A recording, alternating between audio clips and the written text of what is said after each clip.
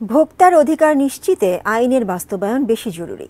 পাশাপাশি সচেতনতা বাড়াতে সামাজিক যোগাযোগ মাধ্যমে প্রচারণা চালানো হচ্ছে বলেও জানান জাতীয় ভোক্তা অধিকার সংরক্ষণ অধিদপ্তরের মহাপরিচালক AHM শফিকুজ্জামান।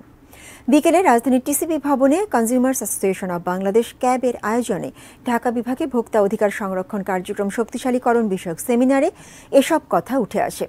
এ সময় ভোক্তার মহাপরিচালক বলেন, প্রতিটা ধাপে ধাপে নিত্যপণ্যের দাম বাড়ছে।